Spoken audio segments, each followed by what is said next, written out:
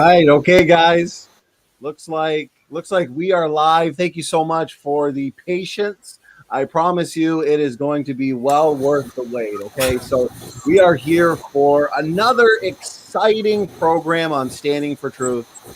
On Standing for Truth, as you know, we focus on the truth of biblical creation. We also believe in critical thinking, and therefore we host debates, discussions, and interviews on all sorts of topics. So please hit that subscribe button and share it around. Let us get right into the topic for the evening, though. We have mountain building with Professor David McQueen and our award-winning co-host, George Bond, the man, the myth, the legend himself. So this is going to be a lot of fun. We're also going to be having... Professor McQueen, I just muted you real quick because I heard some background noise, but it's kind of sounds better now. I want to explain that background noise, but you go ahead and finish your intro. Okay. The last thing I wanted to point out for the audience sake, please tag me with your questions. I'm going to have Professor McQueen go over the format and structure for this evening, but make sure you're tagging me with your questions. Either George or myself will see them, and we'll save them in the private chat. So that being said, I'm going to hand it over to Professor McQueen for an introduction. Professor McQueen, thanks for being here. So glad to be here. George, in the background, you may hear some hammering. Ms. McQueen has gotten so tired of me taking all her kitchen implements to teach that she's hired carpenters to build my coffin. So you may hear some hammering in the background. No, Ms. McQueen loves me. It turns out our roof is being repaired today. So you'll occasionally hear hammers, and I will apologize for that up front. Our outline today includes jokes. I have a visual joke. I've so much enjoyed my growing friendship with Brother George that I want him to know I've got your back. Yeah, you see the back there? We're going to begin with a 10-minute introduction by me, and then we'll go to a 10-minute introduction by George. At the 30-minute break, we'll take questions and answers. Then we'll go to 15 minutes for me about isostasy, and then 15 minutes for George on plate tectonics and mountain building. Right before the 1 hour break, we will take Q&A. So what is our topic today? Our topic today is mountain building. And before 1960, the most common view of creationists, including Dr. Henry Morris, was isostasy. And then after 1960, creationists either discovered plate tectonics or what they called CS, which stands for continental separation. And so as we talk about mountain building today, we're going to very quickly cut to the chase, because it turns out mountain building is a very hard pill for the evolutionary community to swallow. Can you see the big pill?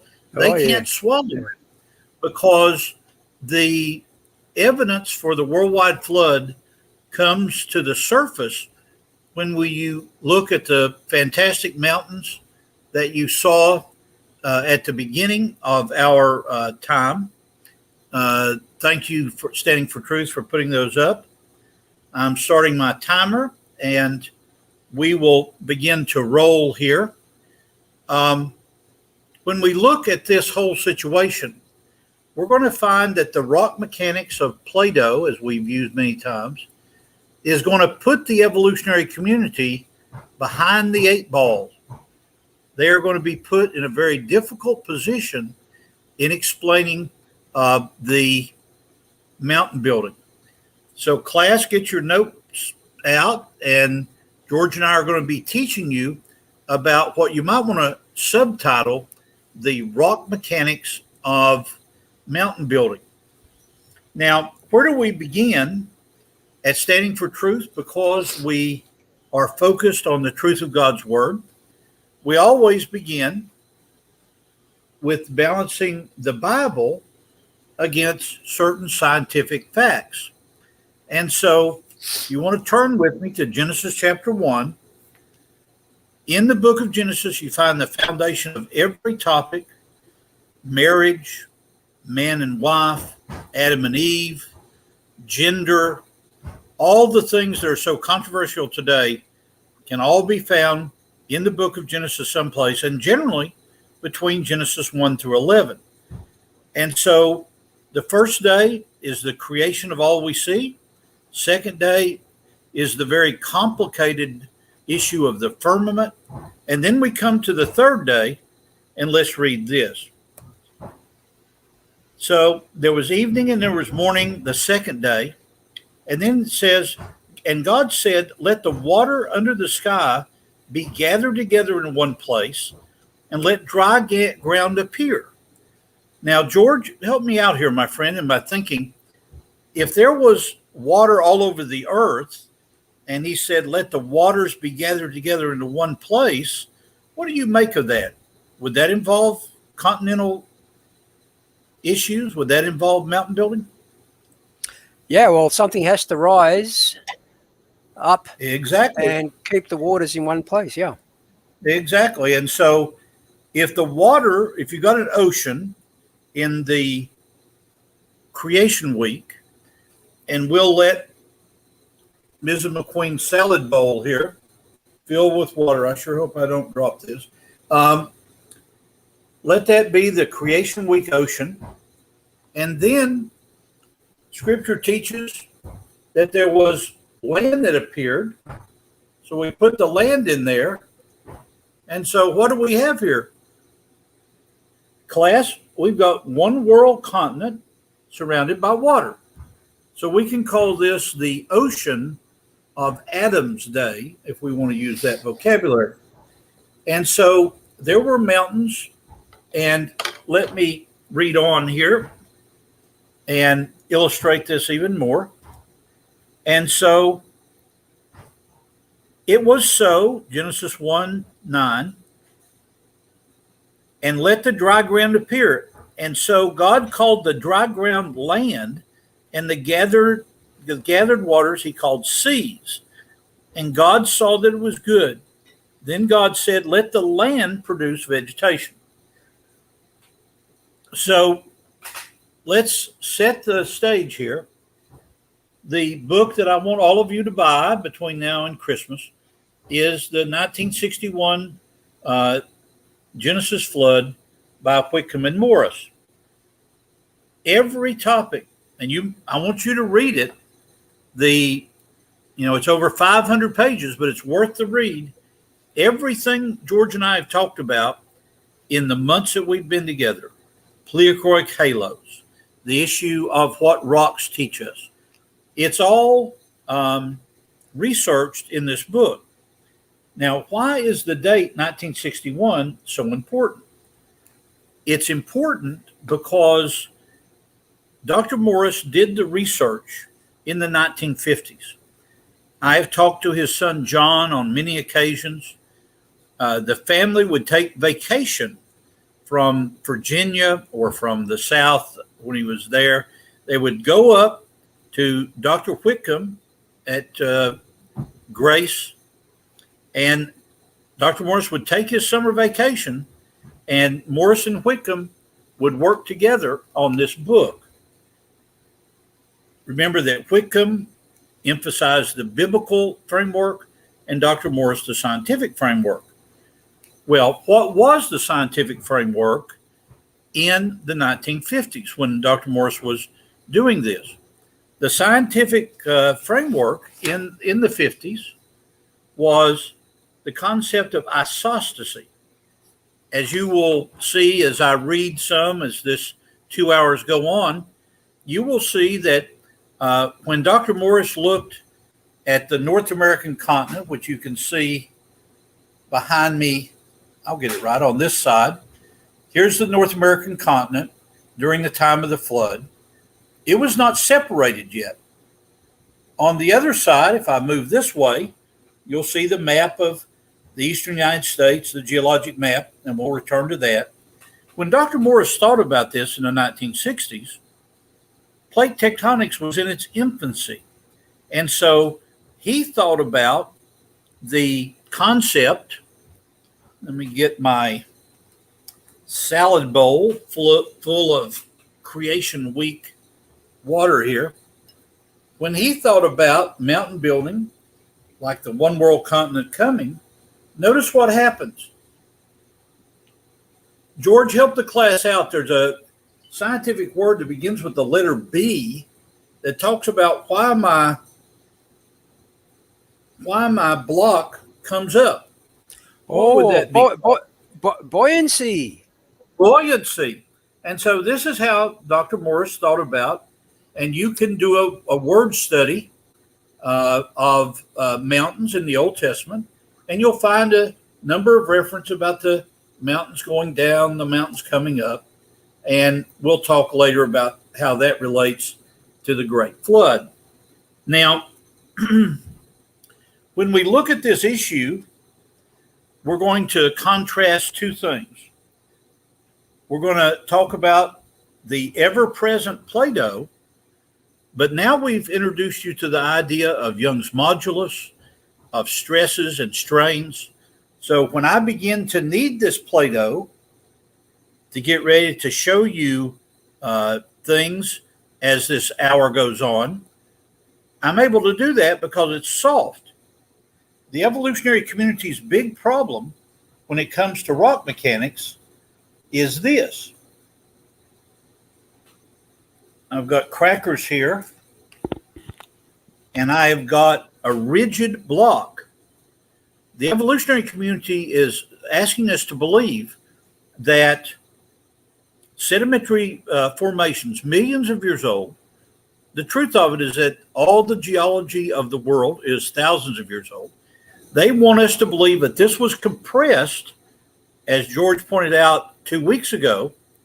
If that was compressed, it would be like my cracker. Oh, I'm going to make a mess. I'm so glad that Mrs. McQueen is not here.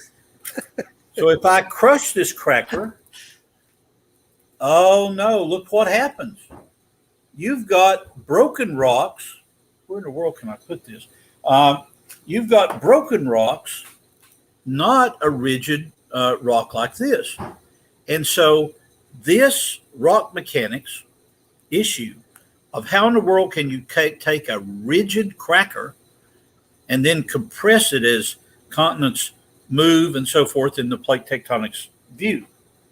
Now, when we talk about plate tectonics, remember, class, our previous discussion. Standing for Truth has assured me that there are places you can go on the website to find a list of what George and I have talked about in the previous months. And we will talk about plate tectonics more. I watched Standing for Truth, that excellent discussion with John Mackay and his associates in UK and so forth. John Mackay and I have worked in the field together, and I hate to be undone by this man. So look at this. Old John Mackay's got a hat. So now I've got a hat. And he's got a vest. And I've got a vest. And he always wears this black T-shirt. And so now it's not Indiana. What's that guy in England that his name is Indiana Joe Hubbard. Okay, so now we got Louisiana Dave, and he's got all this on. Okay, George, my 10 minutes are up. You go on. Okay, thanks. I'd like to start in a similar sort of fashion, but I'll quote Psalms 104, verses 6 to 8, which says this: "Thou coverest it with the deep as with a garment. The waters stood above the mountains. At thy rebuke they fled. At the voice of thy thunder they hasted away. They go up the mountains, they go down by the valleys, onto the place which thou hast founded for them." And in Revelations 4:11, It states, "Thou art worthy, O Lord, to receive glory and honor and power, for thou hast created all things." Now, Amen. David mentioned a few things about isostasy, just in case you're not aware of what that actually means. Isostasy is the equilibrium that exists between parts of the Earth's crust. It behaves as if it consists of blocks floating on the underlying mantle, rising if the material is removed and sinking if material is deposited.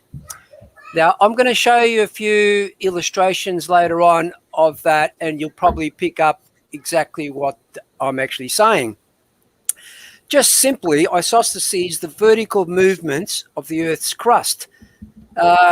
Think of it as the opposite to plate tectonics, which is horizontal movements of plates. For example, when weight is put on the crust, it falls. That's called isostatic fall. When weight is taken from the crust, it rises, and that's called isostatic rise. Yeah, exactly as Professor McQueen has shown in that illustration. Now, what I want to do now is I want Standing to share the screen for me, because I'm going to explain the various mountain formations, because and how they refer to geological processes that underlie the formation of those mountains.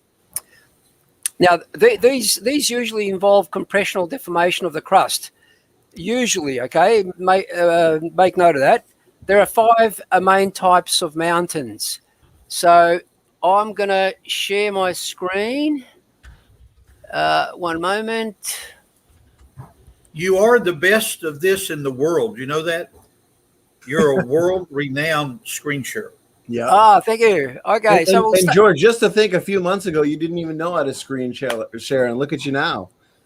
Well, look, a few months ago, I didn't even know what an engineer was, and now I can spell it. When I grow up, George, I want to be just like you. Thank you. Okay, look, can you see that? The volcanic mountain. Oh yeah. Okay. Oh, yeah. All right. Well, that's the first one. So we're talking about mountain formations. So one of the mountain formations is volcanic mountains, and we see that happening today. It's observable. We see it in the Hawaiian Islands. We also see it in a place called Surtsey, the island of Surtsey, which apparently, if you see it, that island there, that was built in just 10 years. That's a drop in the ocean in comparison to the geological timescale. Yet, well, we'll talk about that later if we've got some time, but that island was actually twice the size it is at the moment, and it eroded to its current size. And you can see all that vegetation that's come in. I think that occurred within about 2 years to 10 years. And all sorts of wildlife actually migrated there, and they started breeding. Okay, the second one, and I'm sure we're going to talk about this one quite a bit, is the fold mountains. What you'll notice there is those anticlines. That's an anticline. And the valley, that's a syncline. Now, George, that particular slide next hour, I want to come back to, so make it a mental note. Yep, got that. And we'll talk about, in terms of secular geology, how those actual folds happen and what conditions you need, and how it would, when you look at the logics of it, it just doesn't make sense. Okay, so we're going to go into something I read from Dr. Patton's website, and this is a quote from a Harvard person in the Department of Geology. His name is Alan Jopling. He says, "It is reasonable to postulate a very rapid rate of deposition, that is, a single laminar would probably be deposited in a period of seconds or minutes rather than in the period of hours." And we can do that objectively, by the way, in flume experiments. He goes on to say there is factual evidence for both field observation an experiment, and laminate composed of bed materials are commonly deposited by current action within a period of seconds or minutes. There's the reference there if you want to check it. That's the web link to Dr. Patton's website. So the next one on the list is the plateau. You'll see the one on the top is a plateau mountain, whereas the bottom is just a mountain. Notice that that top part has been completely eroded to a horizontal feature, and all the eroded material alongside it. Okay, the next one is a fault block mountain. You'll see that fault running right up there. That usually occurs when you have this happening. There's faults in the crust, and they either move up or down to create mountains one side or the other of the fault. The next one is I think this is the last one. The last one is the Dome Mountain.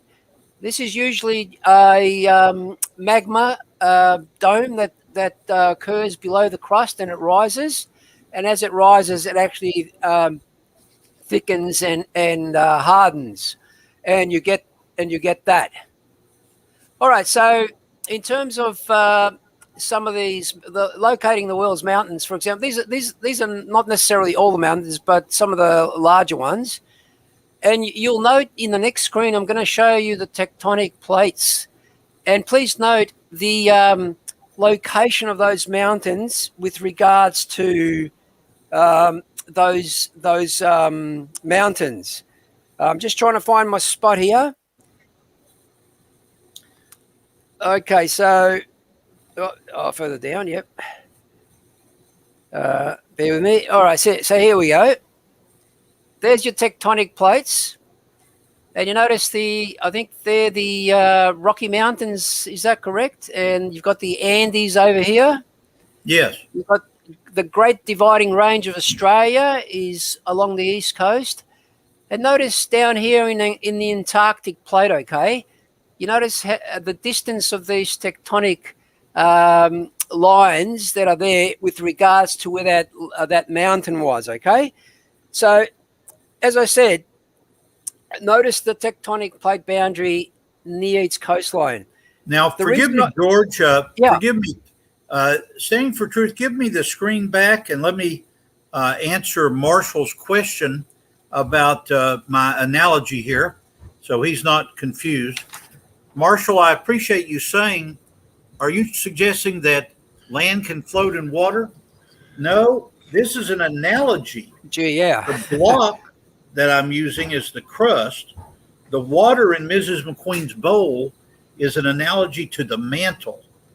And so if I bring the bowl back over, we are now switching the analogy where the water is the mantle and this is a continental mass. So I appreciate your question, Marshall. And let me do one more screen before I give it back to George. Keep in mind that this is what we're talking about. The CA stands for California. The PO stands for the Pacific Ocean. And what George was showing you in that last screen, and I want him to go back to it, is that the dashed line is a plate boundary where you have got the mantle going underneath the crust. Go back to that slide you had, George. Okay, I need SFT to share that screen. That's it, George. I told you, one screen share per show. So. Oh, well, before we go there, David, can I finish my point on the plate? Yes, I'm sorry. In the Antarctic? Forgive the interruption.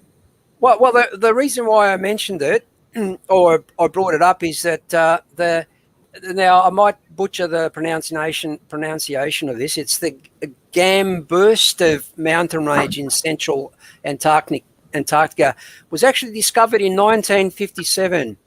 Now, these mountains are about as big as the Alps, so quite substantial, yet are buried under nearly 1.5 miles of ice.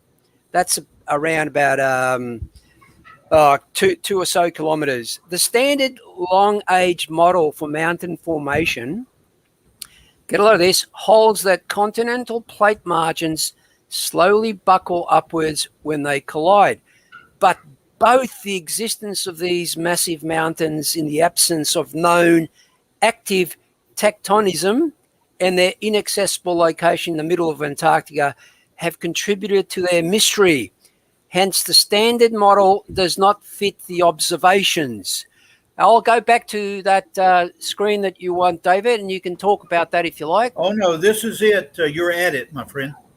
I'm sorry. Sorry? I've got your screen shared, Brother George. Yeah, but the particular screen that the particular illustration. No, that I was David going to use the plate boundary screen. Oh, okay. Sorry. Yes. All right. All right. You want to talk about that then? Yeah, put up the plate boundary screen and I'll talk through that. Okay. I just stopped sharing. I'll share again. Yes, thank you. Because George's point about the ring of fire in the Pacific is illustrated. There we go. There you go. And if you could put your cursor on California there on the North American plate. Oh, there you go. Somewhere there. Yeah, there we go. So the logic is that the Pacific plate is going underneath the North American plate. And again, an ongoing line of reasoning that George and I want to present to our class is that flood geology is a dynamic, forgive me for using the word, evolving idea from before World War II to now. And so when you go back, go ahead and give me the screen back here for a moment. Can I just David, I'm sorry. Go ahead. I didn't realize you were finished. Go ahead. No, that's okay. Can I just support what you just said with that Yes, actual empirical evidence? I'm going to go down to oops. You'll see these. These are actual sea level measurements along various places in the world. You'll see that's Stockholm, Sweden. That line there represents a sea level fall, not a rise. Ah.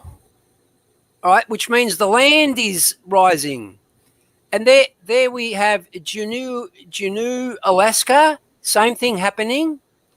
And Astoria, Oregon. And there we have Crescent City, California. Yeah. So you can see the land actually rising and the sea level dropping. So that's empirical. Those of you in the class that have been trained in North America, the capital of Alaska is Juneau, Alaska, and that's an excellent slide that he put there. Yeah. So I'll stop sharing if you like, David, and unless you want me to particularly. No, that's we're now 30 minutes in, and so Standing for Truth, give us our next question, please. All right, I saved them here. We've got a solid chat, lively chat, so I have saved them on my phone. Let me just pull them up, gentlemen. Great presentation so far. And first question I have here is from Landon Freeman. So I appreciate the question, Landon. He says, question for Professor McQueen. Does the geologic column exist as it's described in textbooks, or does it only exist to a certain extent? Okay, thank you for that question, and let's answer it in this way. Going back to Dr. Morris's book in the 60s, creation scientists have struggled with what vocabulary to use in an area like the Grand Canyon and in the area like East Tennessee. And so let me write this down. Now remember, as I teach, if I put a tree, that means that it's a cross section. So we're going to look at a cross section of the Grand Canyon and a cross section of Tennessee. In the base of the Grand Canyon, we have rocks that were formed before the flood. So I'll call that creation week to the flood. And then there's an unconformity. And then you've got Cambrian rocks, the Tapete sandstone.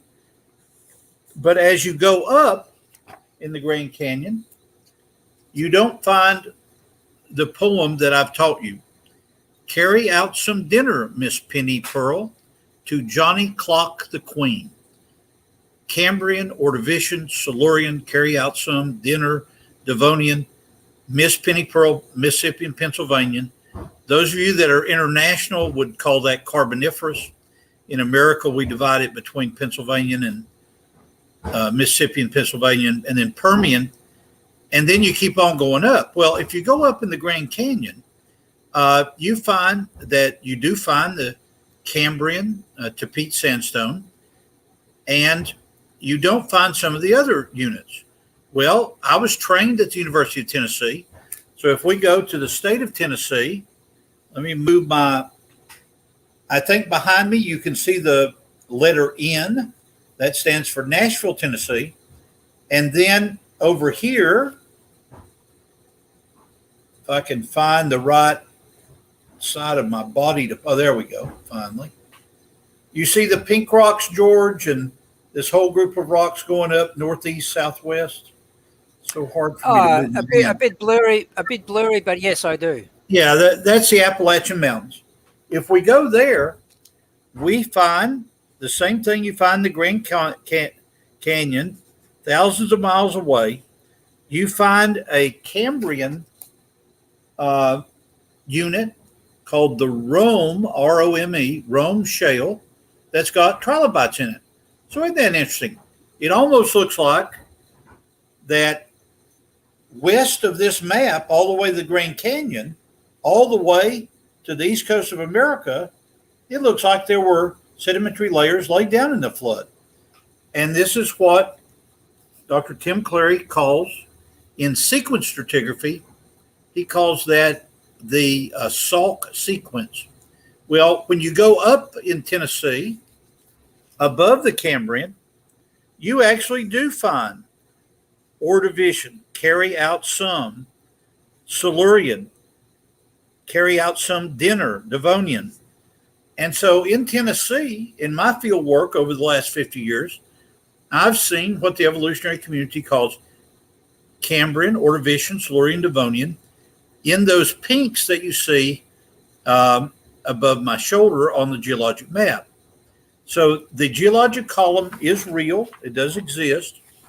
And we will talk more after the 1 hour break about how flood geology can better explain these continent-wide groups of rocks.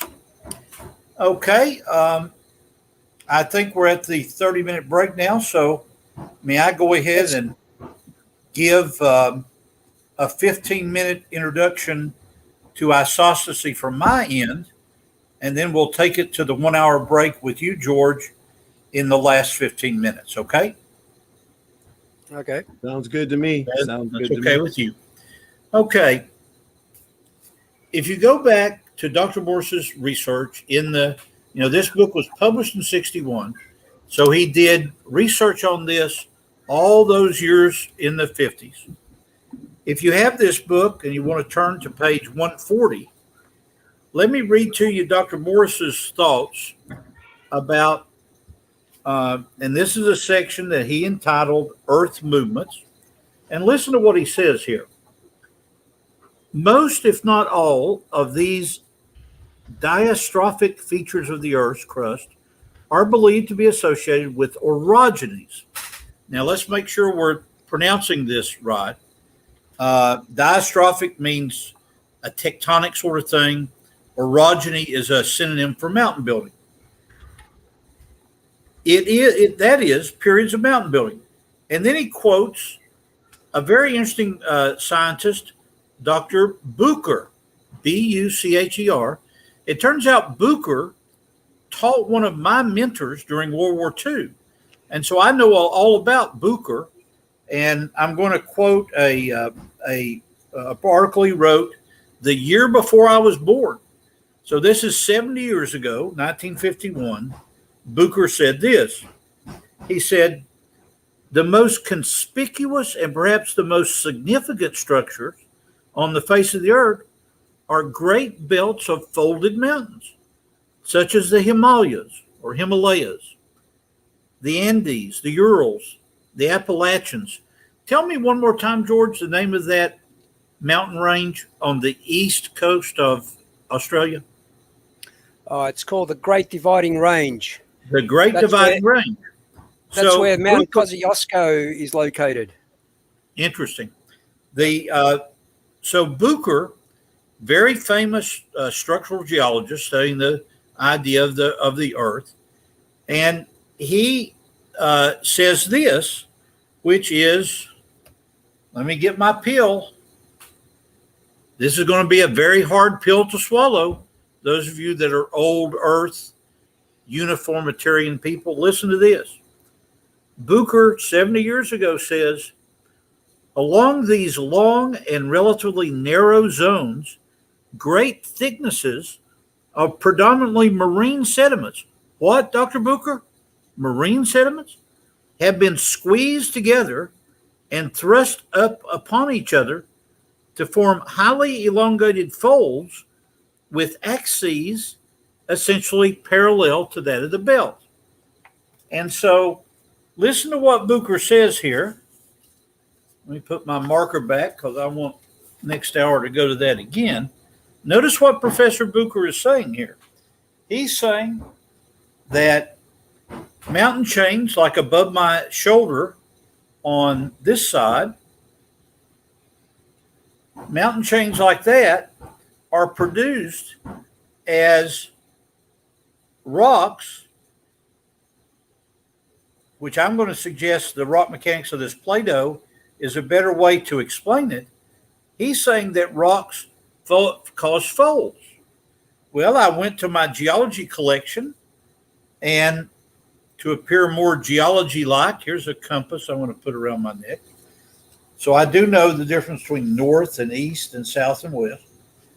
And so from my collection, I have from Jefferson County in Indiana, which is essentially north of that yellow sticker behind my shoulder, a group of Silurian brachiopods.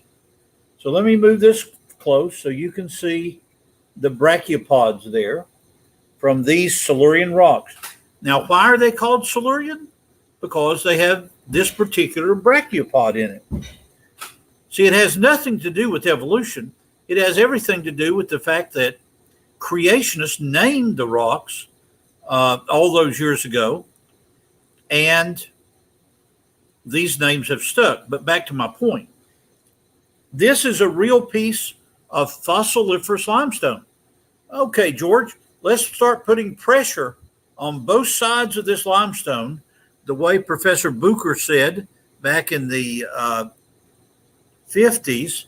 So we begin to put pressure. Oh, no, Mrs. McQueen is not looking.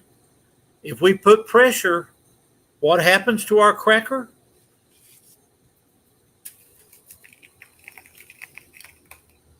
Can you see the problem, George? The problem is the problem of rock mechanics. How in the world, by the way, before she gets home, remind me to sweep the floor here. The problem is the issue of rock mechanics. So Dr. Morris wrote the book, The Genesis Flood, in an environment, and remember, Marshall, that now we're switching the analogy of the salad bowl, where the water is the mantle, and we've got these mountains rising as Dr. Morris envisioned it in those days. But here is where the literal rub comes. By the time you get up to the 1960s, I graduated high school in 1970, was in university in the early part of the 70s. By the time you get up to that, we now get to the point of what is called plate tectonics. And so the pre-1960, that's the idea of isostasy.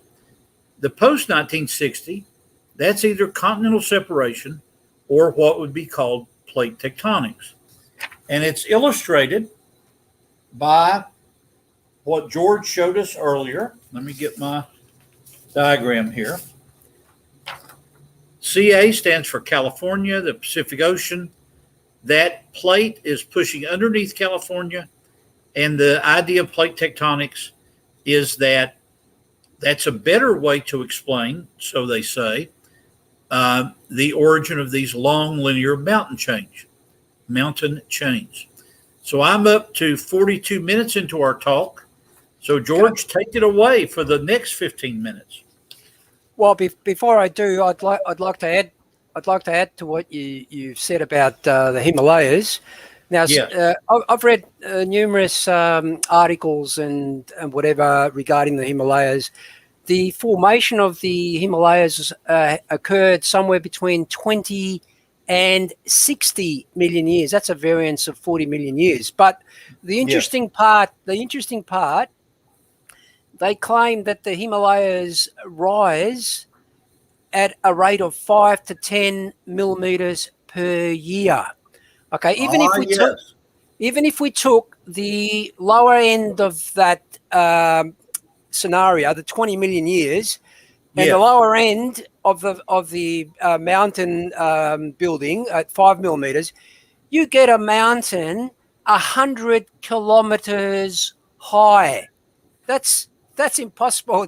It's only about 8.8 kilometers at the moment. So what happened to the other 92 kilometers? That's silly. It doesn't work. If you go to the extreme of 60 million, you can multiply that by 4. So it doesn't. Multiply by 3. So it doesn't work, guys. It doesn't work. Right. Now, before George goes into the rest, this is one of my favorite rocks. This is called a migmatite. It's a type of metamorphic rock, and it's called the toothpaste rock. Can you see that the bands there that are white appear like toothpaste squeezed through the rock? This is a metamorphic rock that occurs commonly in the core of mountains. And so, evolutionary community, explain this to me. I think the best explanation is that this is Creation Week, early flood. The metamorphic rocks at the base of the Grand Canyon look a bit like this. Okay, George, go on, my friend. Okay, I'll need Standing to share the screen for me, because I'm going to talk a fair bit on those anticline, syncline mountains and how secular geology proposes they actually occurred and why that can't be so. So, Standing, get ready.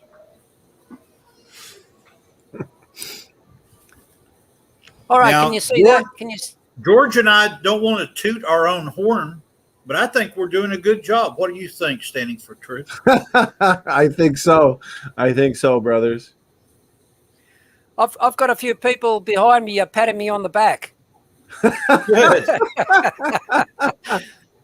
Okay, look, I'd like to acknowledge, first of all, this particular screenshot I took off one of Nephilim Free's presentations.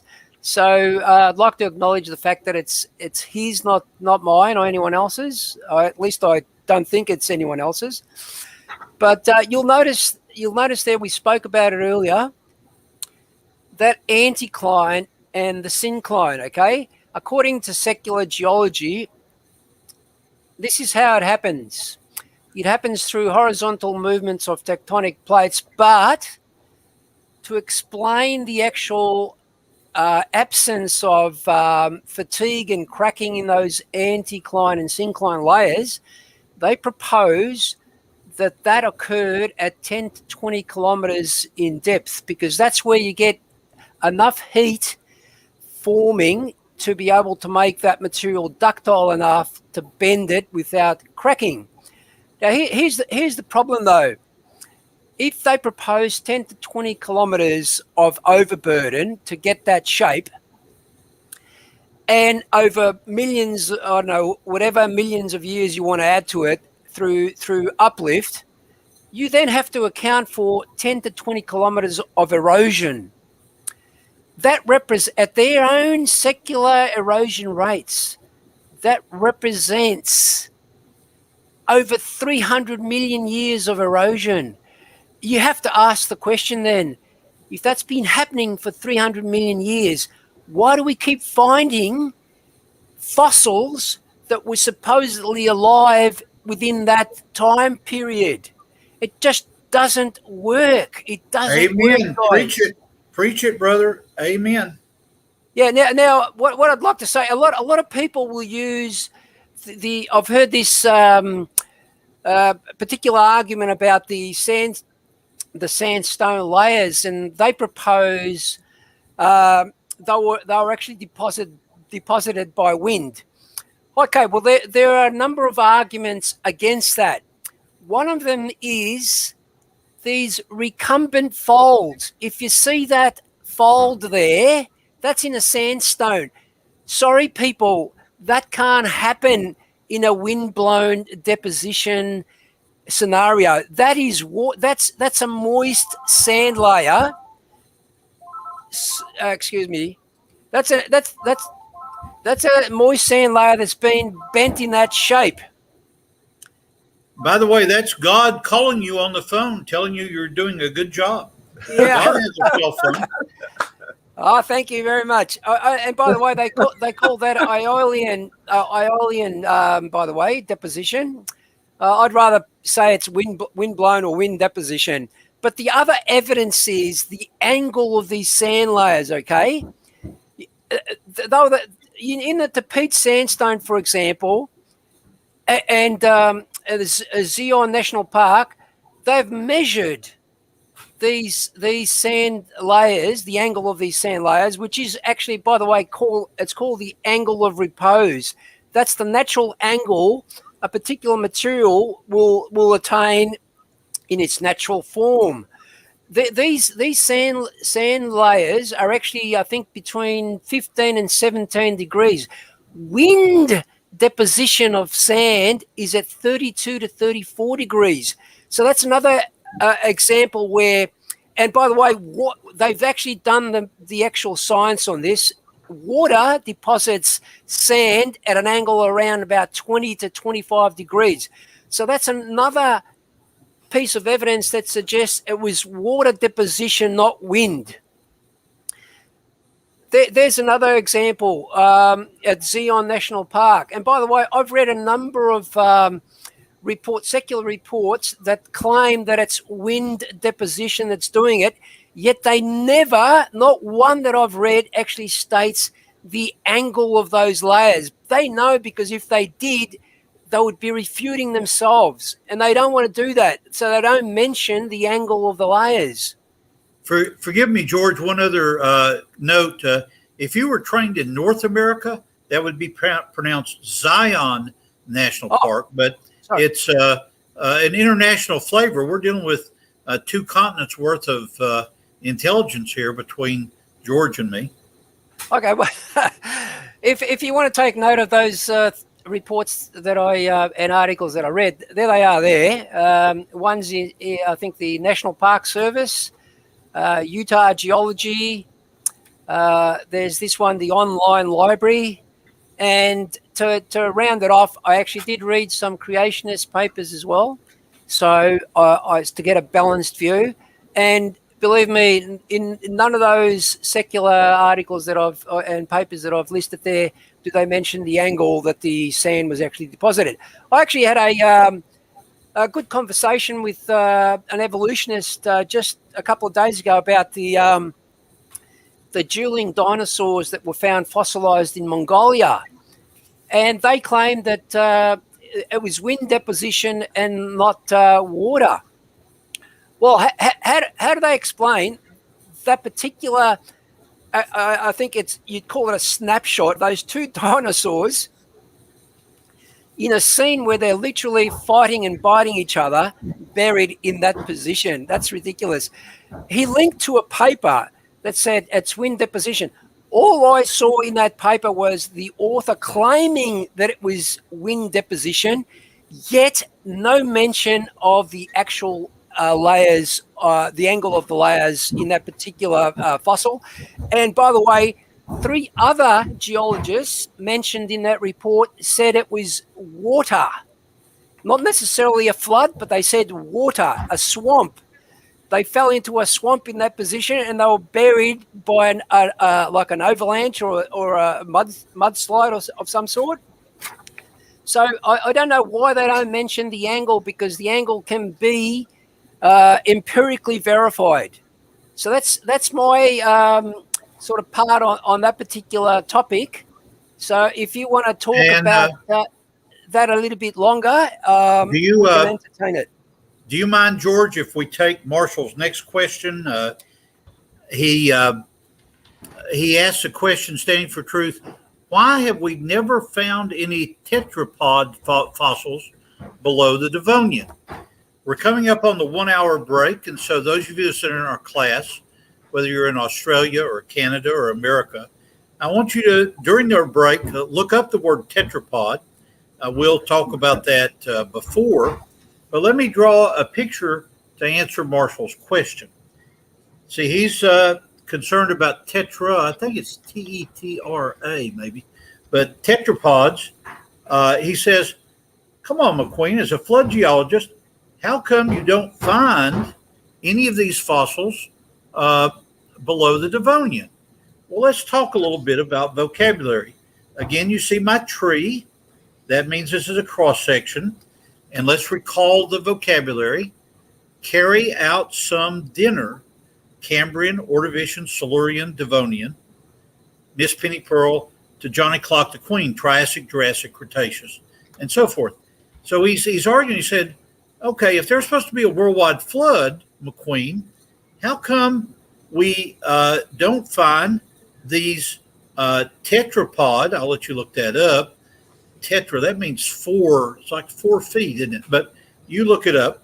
How come we don't find these below the Devonian? Well, let's look at some vocabulary. The Devonian was named by creationists. Oh no. Don't tell me that we've put the evolutionary community behind the 8 ball again. Oh, we have. Cambrian was named by the Reverend Dr. Professor Adam Sedgwick, a creationist. Ordovician, Silurian, Devonian. Devonian is named for the Devonshire area of England. I haven't visited there yet, but what do you find there, George? You find fish fossils in the Devonian. Help me with some history here, George. If you go back to the Origin of Species, 1859, and you look at the British Empire, what was that phrase about the sun setting on the British Empire? What was, I forget the name of that. Oh, about the sun never sets on the British Empire. So the Reverend Adam Sedgwick trained his students to look for fish fossils. And when they found fish fossils, and these students went to Australia or to Europe or to America, when they were walking in the mountains over my shoulder here, they would find fish fossils. And they would say, oh, what should we call them? Oh, Sedgwick taught us to call them Devonian. So they put the word Devonian on their map. And then they walked around, they walked beneath that, and they found trilobites. And those trilobites were just like what Sedgwick had showed them in Wales. And so they called them Cambrian. These are words invented by creationists. Now, how does this answer Marshall's question?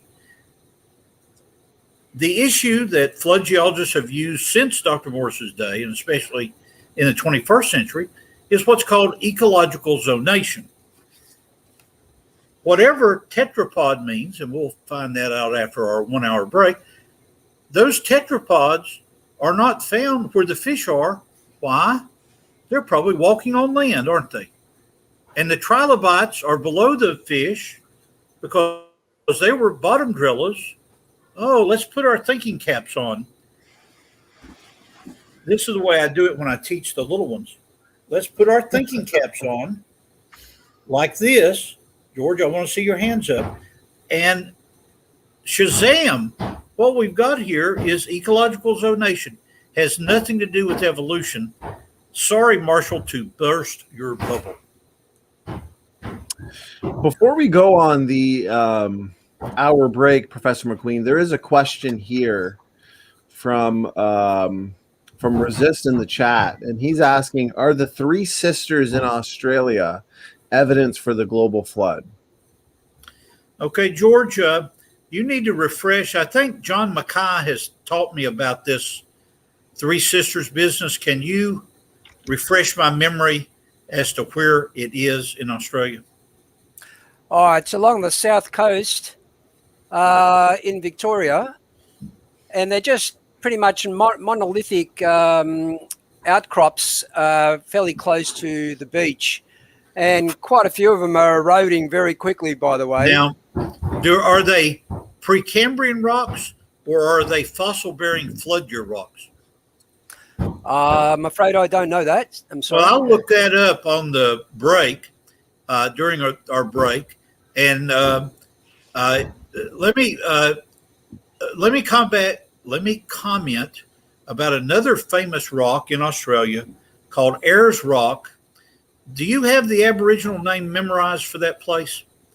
I certainly do. It's called Uluru. Okay, Uluru.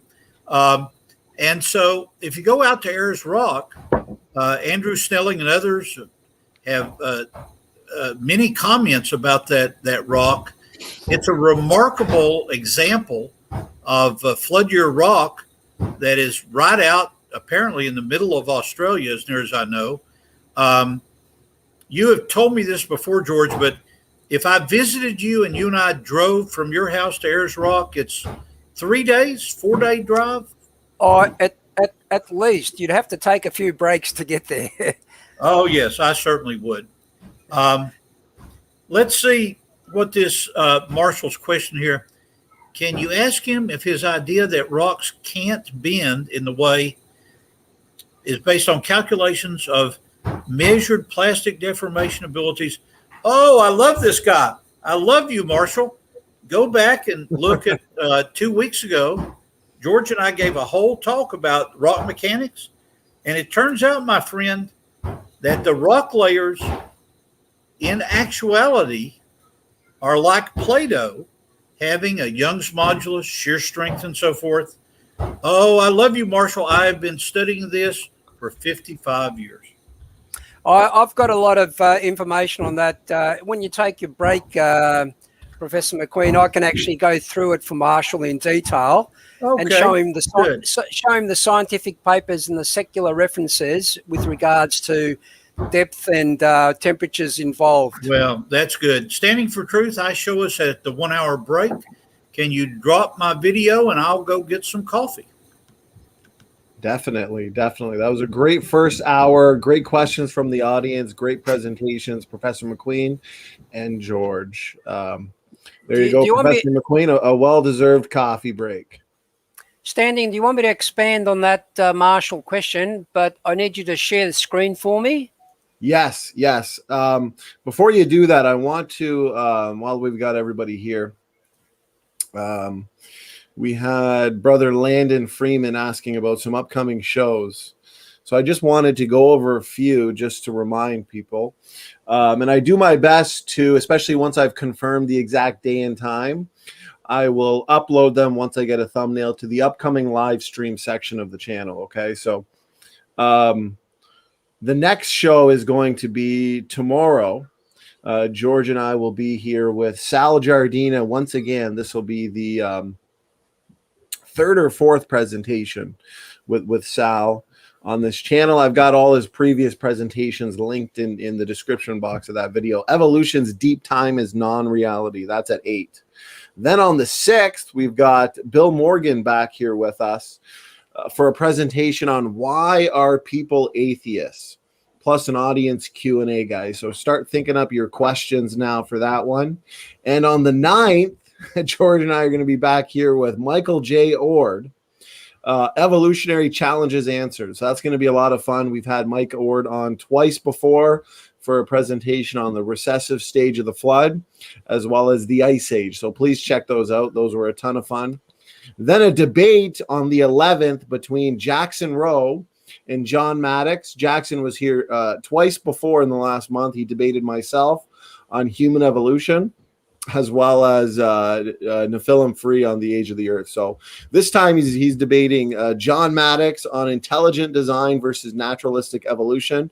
The 15th, we've got a big debate between Dr. Kenny Rhodes from Reasons to Believe, the Hugh Ross the ministry that Dr. Hugh Ross is associated with. He'll be debating CJ Cox on Does the Bible Teach Young Earth Creation? As well as on the 17th, Dr. Gordon Wilson's going to be back with us as well. He's written a ton for Answers in Genesis. I've got his articles listed in the description box of that video. He's going to be here for a presentation and an audience Q&A on beetles, scorpions, lethal lizards, and more. So that's going to be a ton of fun.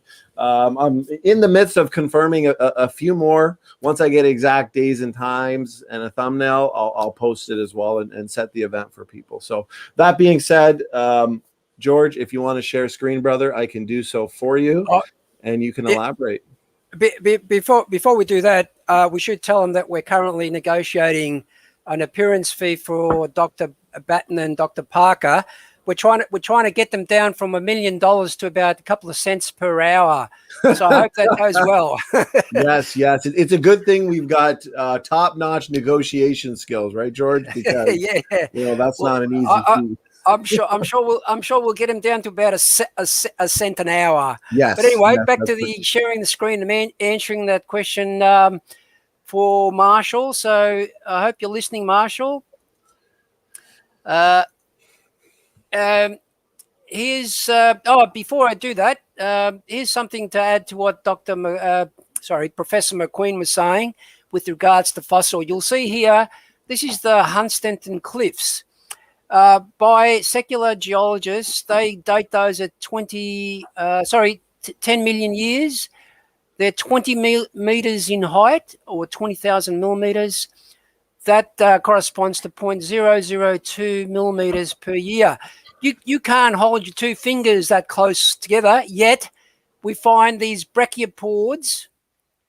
I hope I pronounced that right. Brachiopods are actually fossilized at that particular rate. That's ridiculous. And there's so many other examples of polystrate fossils that it makes their their assertions laughable, really. But here we go. Before someone accuses me that I pull the Himalaya statistics out of my rear end, there's one source that said 25 million years. The range is 25 to 65 million years. I'm sorry I said 20 to 60, but it's 25 to 65. And there's the United States Geological Survey says Himalayas began to form 40 to 50 million years ago. There's a link. The Wikipedia actually says it's rising by 5 millimeters per year. There's another site that actually says it's rising 5 to 10 millimeters per year, and it began forming over 65 million years ago. So it's the varieties between 25 and 65 million years, and the actual uplift or rising of the mountain is between 5 and 10 millimeters per year. And as Professor McQueen mentioned, why do we find fish fossils so high up in the Himalayas? And that's a reference there if you want to actually check that. And they even say that this was once deep under the ocean. So back to the issue of, let me just find my spot. I think I've gone too far down or maybe too far up. Sorry, it's up. I think it's up. To answer Marshall's questions around, no, I think it is further down. Just bear with me.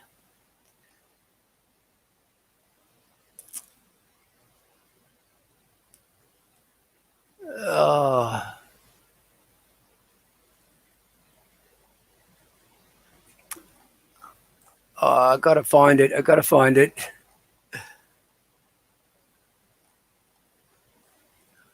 Oh, here's a good example. Look at this.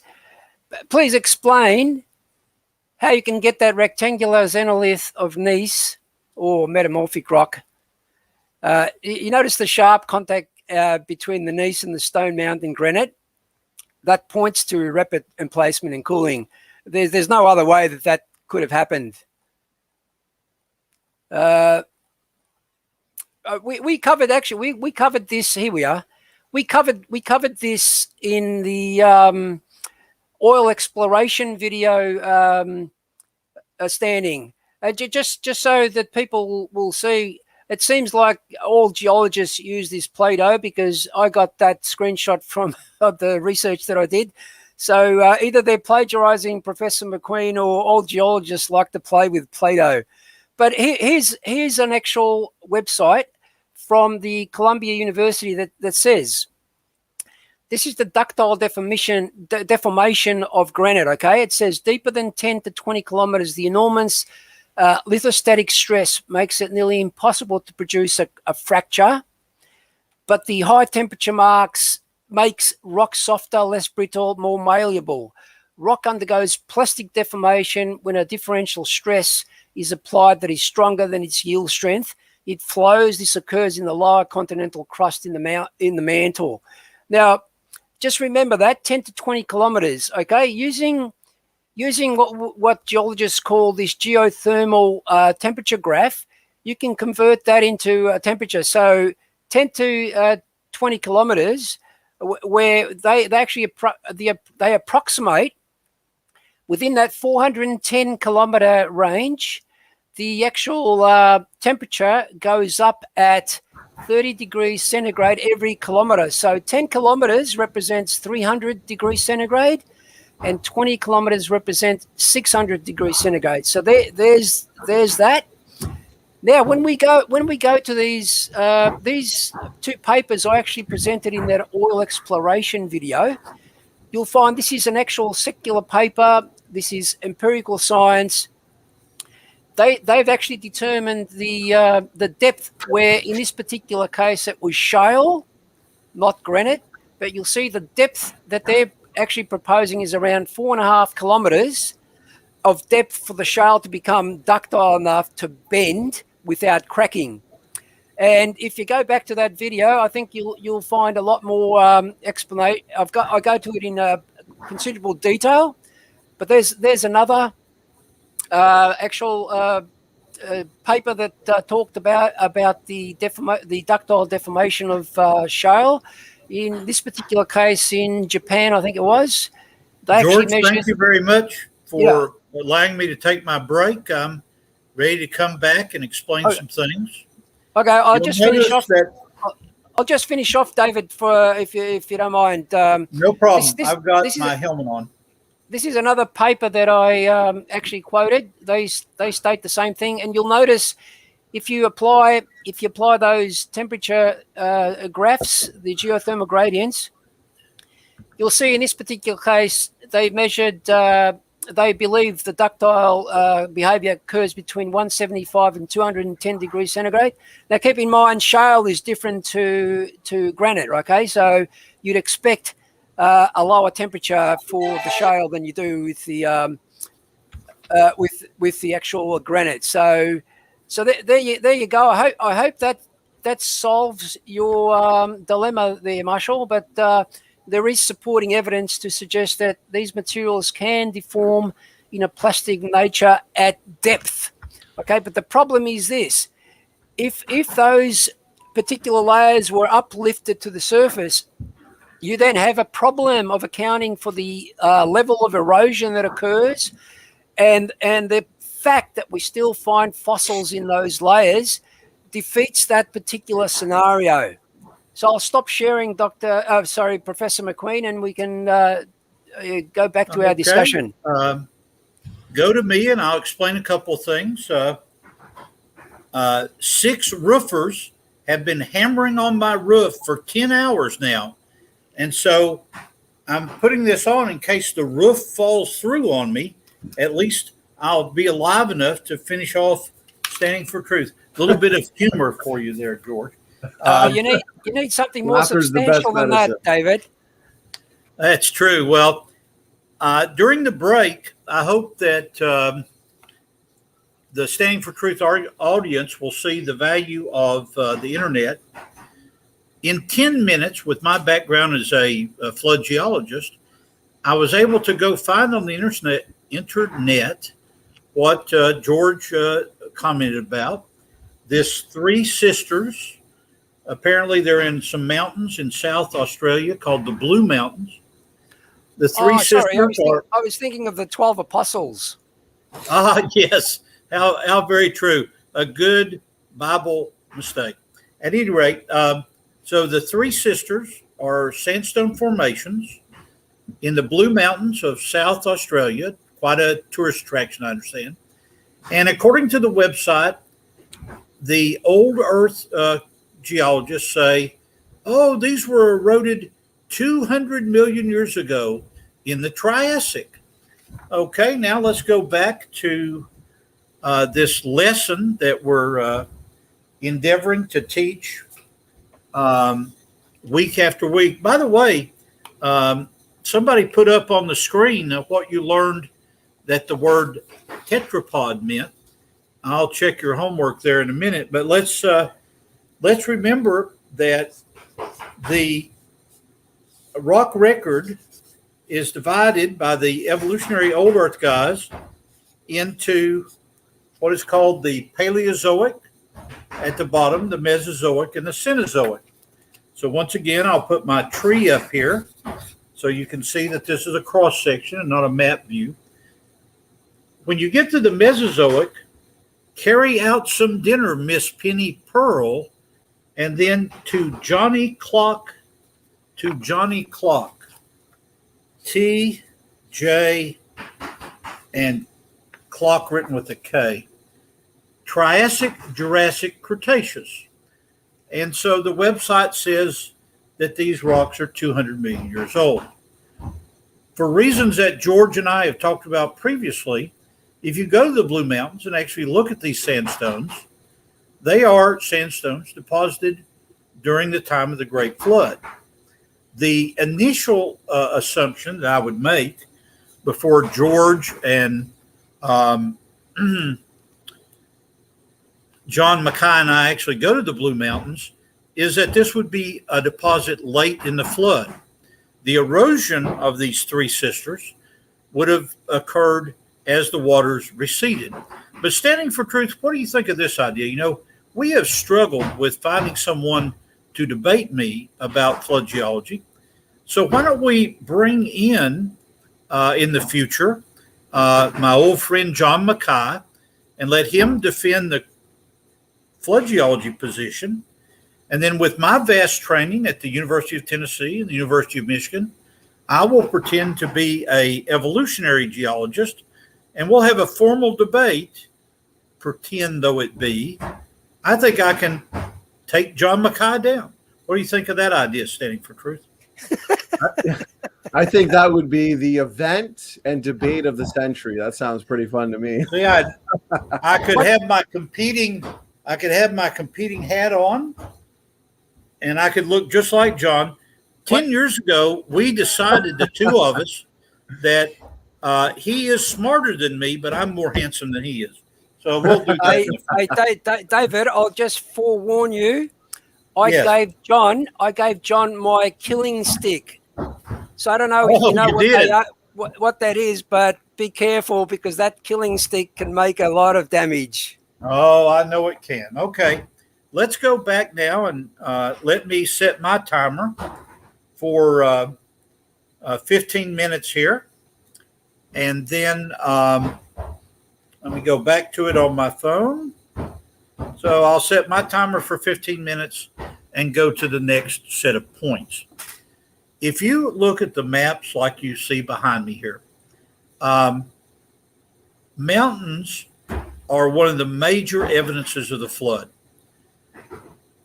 If you look at the overall picture that we've spoken about before, my flood geology model in the time before the flood puts the highest mountain at about 10,000 feet.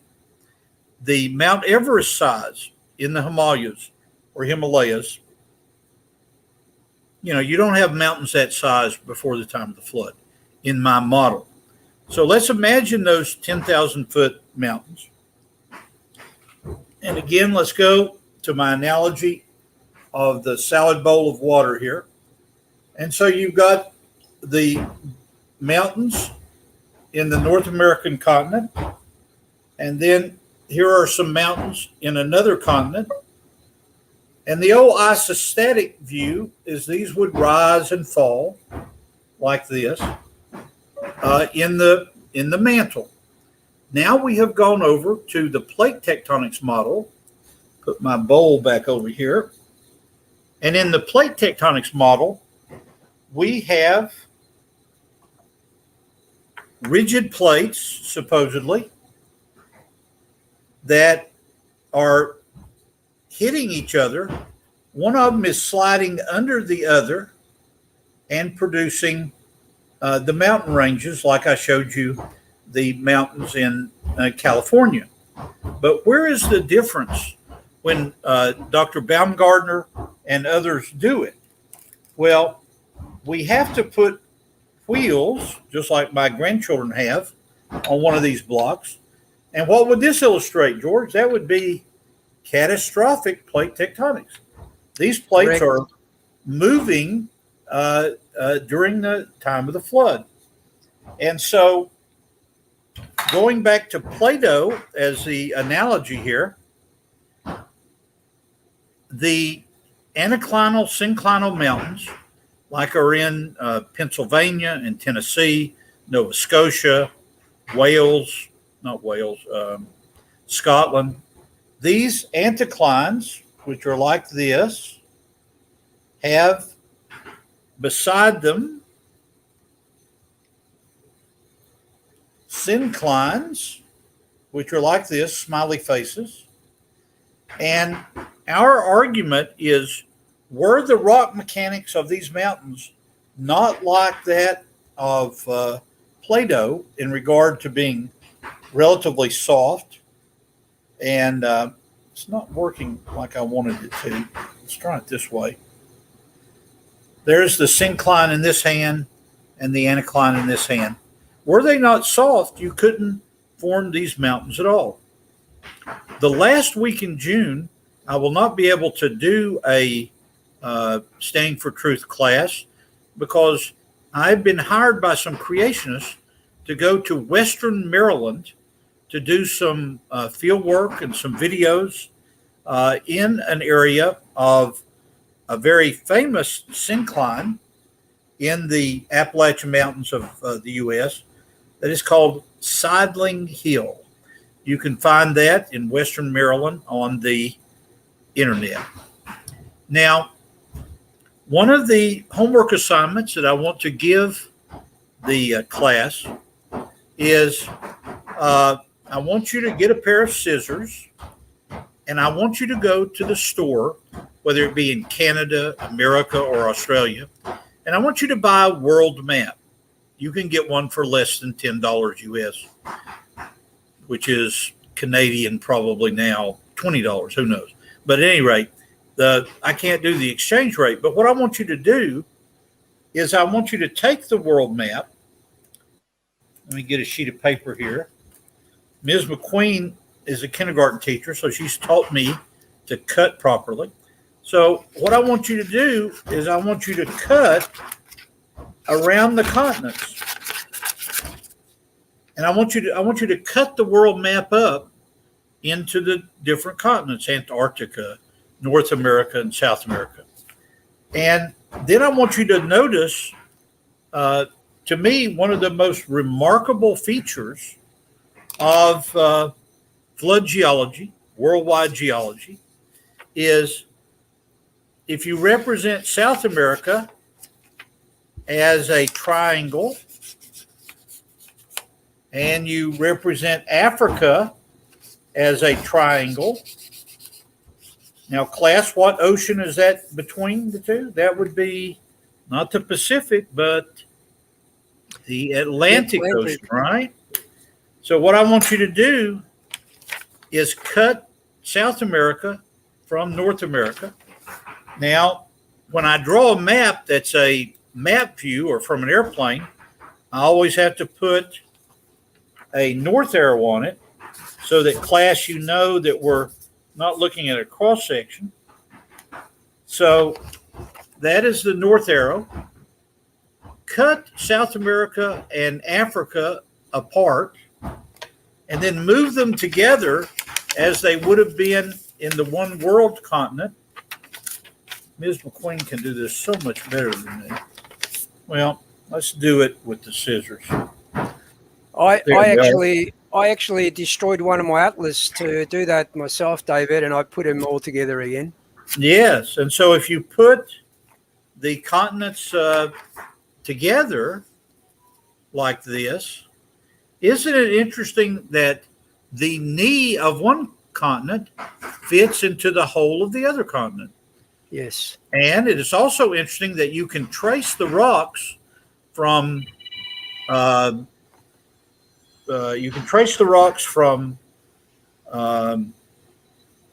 South America. Let's take a country like Brazil, for example, and you can match them up to the rocks of sub-equatorial Africa on the other side. Now, why would that be? It appears to be a global event, and that global event is something that relates to the worldwide flood. Now, when Dr. Henry Morris, the author of this book, was my boss in the 1980s, he was also Steve Austin's boss in the 1980s. Steve and I went out to eat one day, and we said, Dr. Morris is the senior creationist. We're not going to debate him about isostasy versus plate tectonics. We're not going to debate him about the difference between what's called a normal fault that moves up and down and a thrust fault that moves over. Dr. Morris, if you read his book in some detail, he has numerous examples. Some are from Glacier National Park that borders the U.S. and Canada. Evidence that thrust faults could not have happened. I've come to the viewpoint, which I never mentioned until after his death, that hydrostatic pressure between two blocks like this, or put in a flood geology model between two groups of rocks like this, is the best explanation of a thrust fault moving over other rocks. And so why is this so important for me? Well, if you look at this in the context of the Great Flood, I'll take the North American continent out and put it to one side. I'll put Europe out and put it to one side. And I'm going to drop my Play-Doh, which illustrates the red is creation week rocks, I can say it. And the blue is flood year rocks. I'm going to drop it into my bowl of water and notice what happens. Oh, do we, George, have buoyancy here? No, they went to the bottom. Well, why is that important? This is not the creation week ocean anymore. This is the ocean of Noah's day. And so these rocks were underneath thousands of feet of water, which allowed a pore pressure to build up between the flood year rocks and the basement rocks. And so the flood year rocks, because of this pore pressure, are able to move over. So thrust faulting would not be possible without the flood happening. Now, George, you're an engineer. You have studied about porosity and permeability and hydrostatic pressure. Is this making sense to you, or have I confused our audience? Oh, it's making sense to me, but I'm not sure about the audience. We spoke a fair bit about porosity and permeability in our oil exploration video. Yes. So if they want to have a look at that, they'll get a bit of information on it. Okay, so let me use what I can here.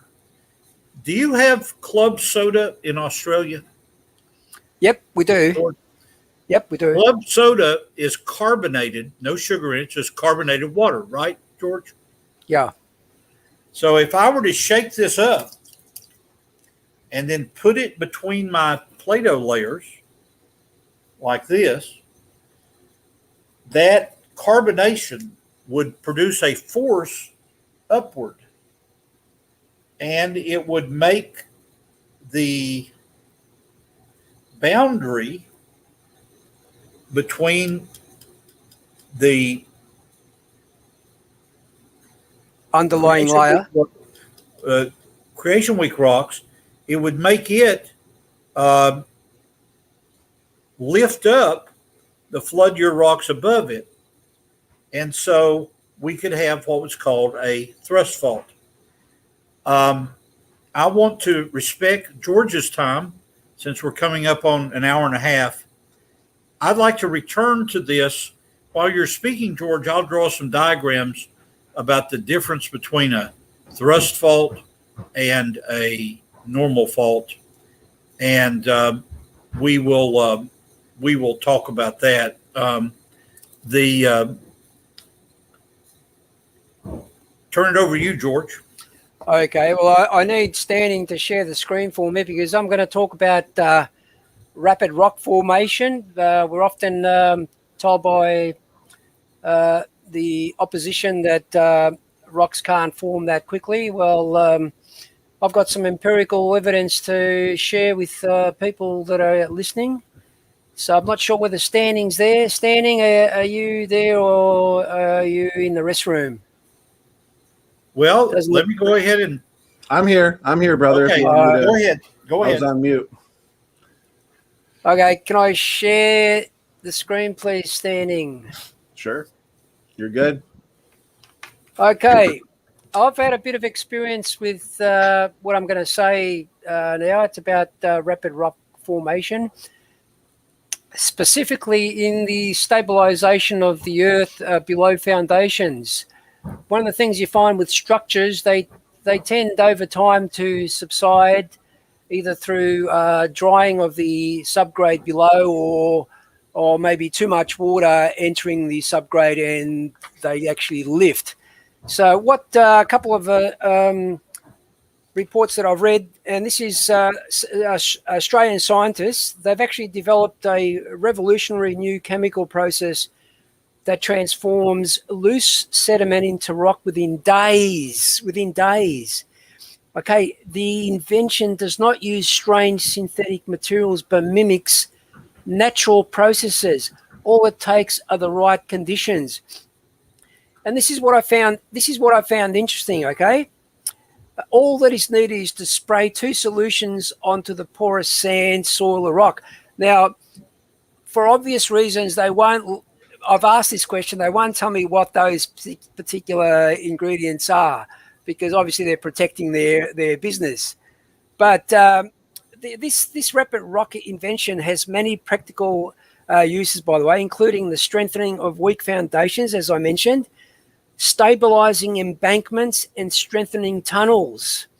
One of the first projects to repair a historic tunnel was in Western Australia. That was dangerous and closed to the public. People around the world took notice of this, specifically the Netherlands, and you'll know why when I continue on. Before I do that, though, I'll just mention when the CMI Australia first heard about this invention, they actually wrote to a Dr. Ed Kucharski for details. I hope I pronounced his name correct. I apologize if I haven't. But surprise, surprise, they never received a reply. I'll continue and I'll tell you this story. Imagine to their surprise when they read an article published in the UK about the process where that particular doctor, Dr. Kucharski, was reported to have said, I'm quoting, "We had some inquiries which appeared strange. When I looked into them, I realized that they were from a group of creationists trying to disprove Darwin's theory of evolution. I didn't call them back, he said. Obviously, that was CMI that he was actually referring to. But if you're interested in the actual report about the rocks, there's a where is it? There it is. There, reference 4. Thompson, scientist spray has proven rock steady. Construction news, blah blah blah. You can screenshot that and search for it yourself. But you can see there that we can produce rocks very quickly. But here's another research paper. They found that the bacterium Sporosacina pasteurii can produce a cementing agent. It's dubbed biocement. It binds sand particles together.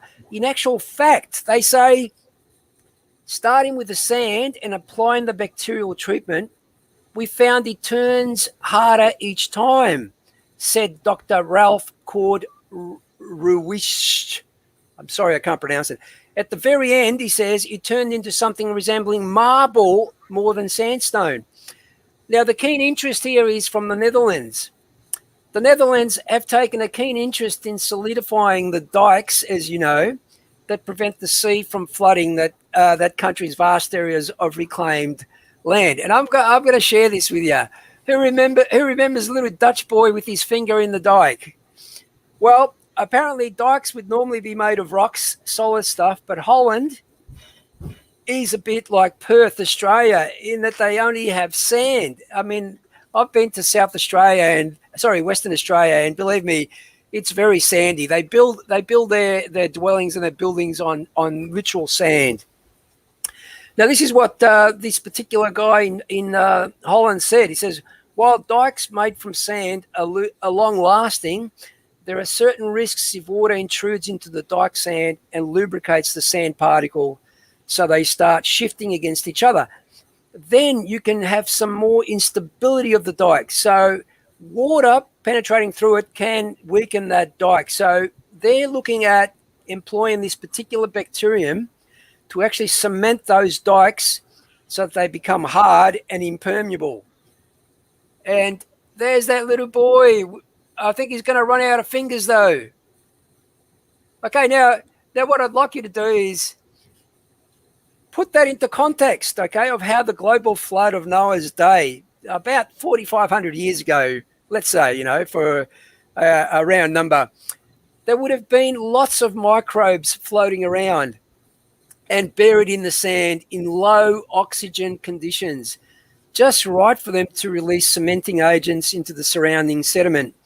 Little wonder, then we see, as a legacy of that watery event, lots of beautifully preserved creatures, in brackets, fossils, if you like, in layers upon layers of rock-hardened cement or sediment. So you can see those rocks can form quickly. They don't need millions of years. So I'll stop sharing and go back to our discussion here. I can talk about this subject for hours, by the way, but may I interject some vocabulary here for the group? This is what's called a normal fault. You see my block diagram. Imagine a person, their head is in the hanging wall, their feet is in what's called the foot wall. So this fault moves the rocks down. This was never controversial in the last 100 years of flood geology, young Earth, but this was controversial. This is the thrust fault. You see the same man there. The hanging wall, or where his head is moved up relative to where his feet are. Go ahead, George. I'll return to that in the final Q&A.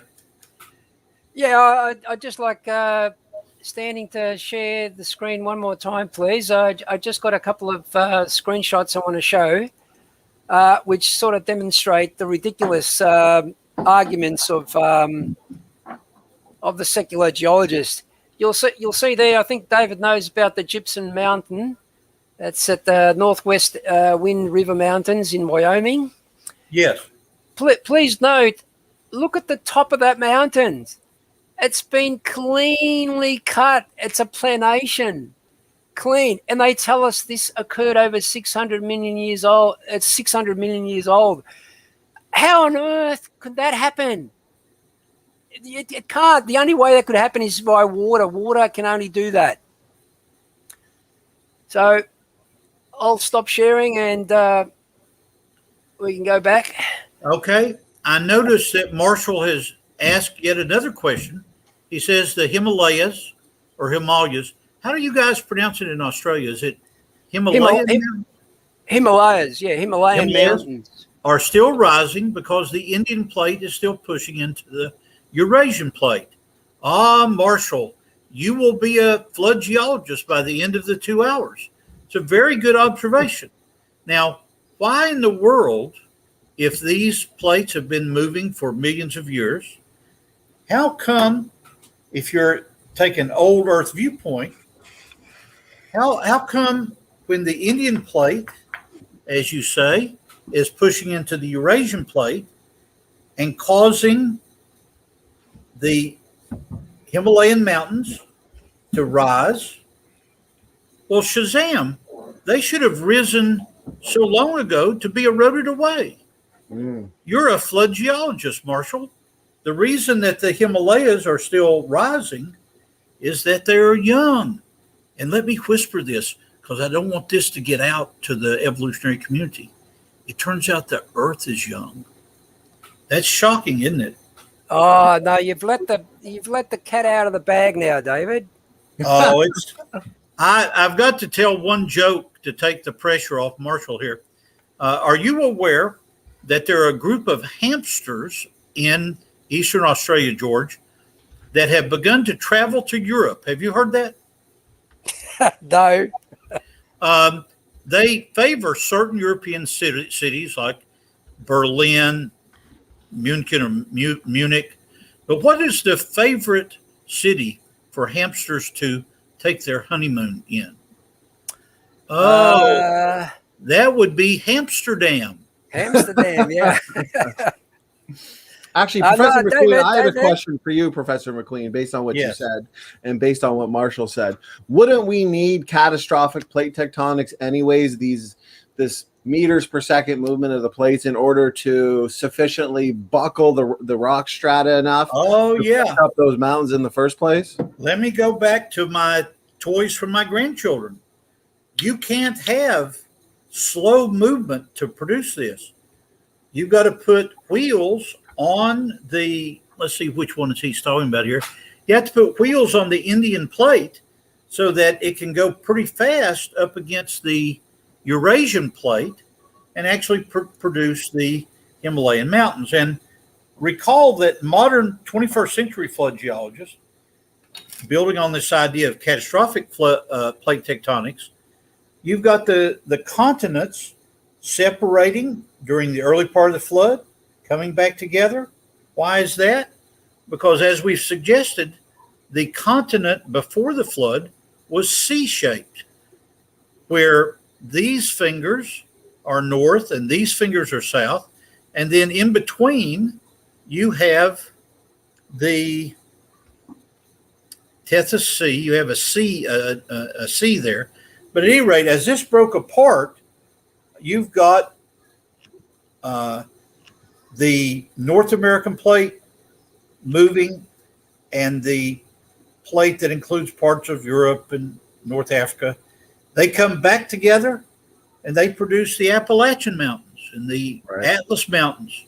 And then if you move over to the Indian subcontinent, as the flood goes on, you have got the Indian plate pushing up against the Eurasian plate and producing the Himalayan mountains. And so our argument that George and I have built over the last 4 hours of our presentations is that this type of mountain building can only be explained in two ways. My Play-Doh must be here someplace. Oh, well, I misplaced it. You have to have rocks with the consistency, as far as rock mechanics goes, of soft Play-Doh, But you have to have a second. You have to have a second thing.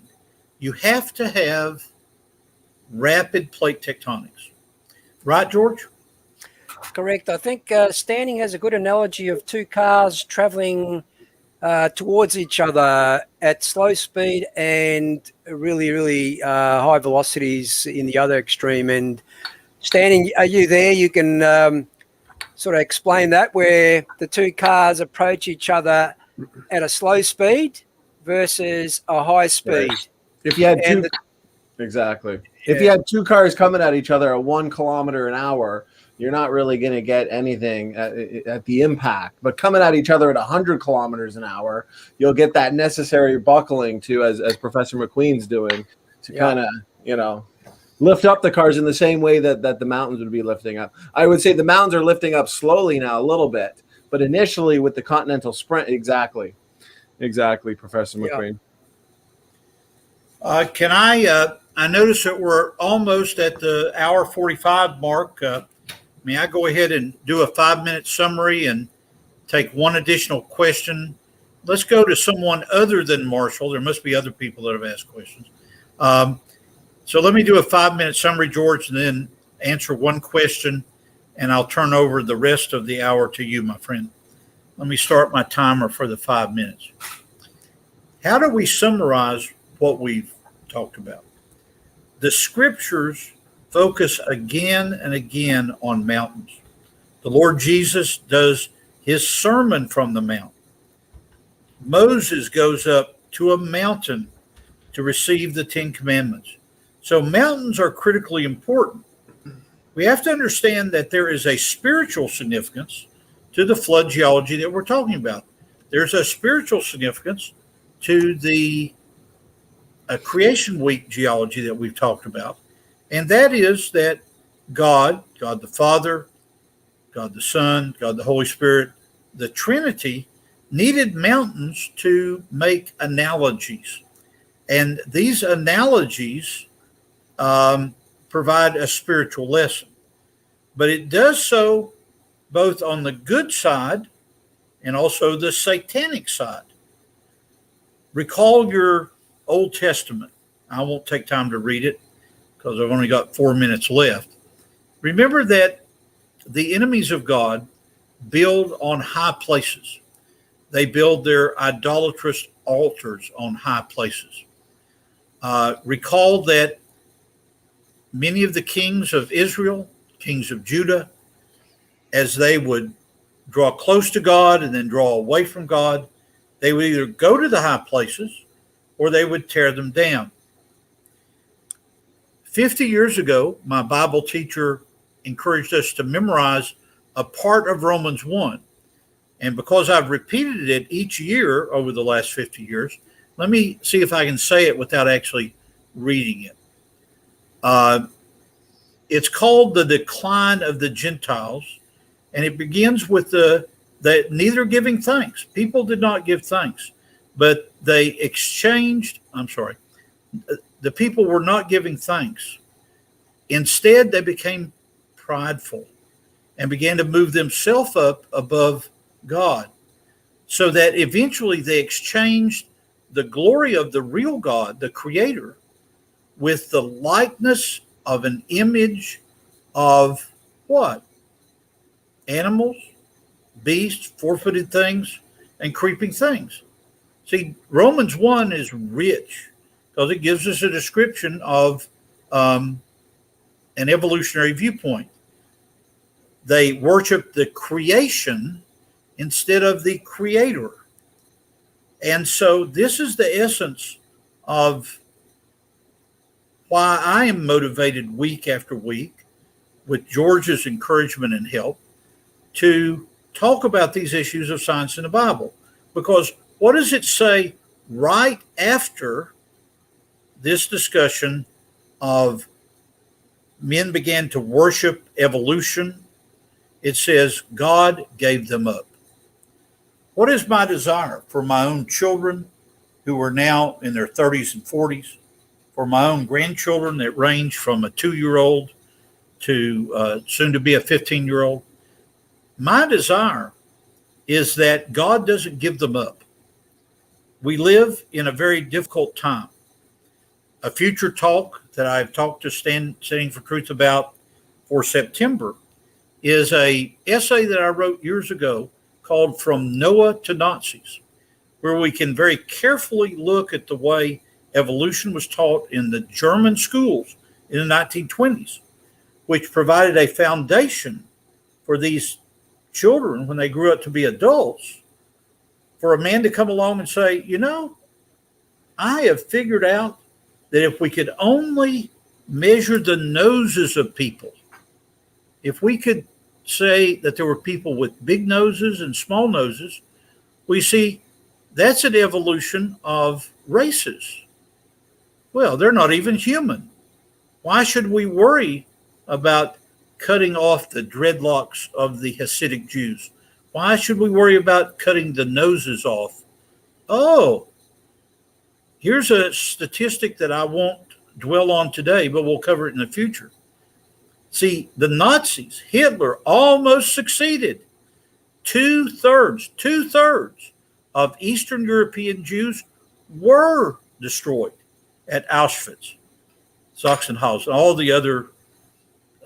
Many of you may not know that the German word for concentration camp is Vernichtungslager.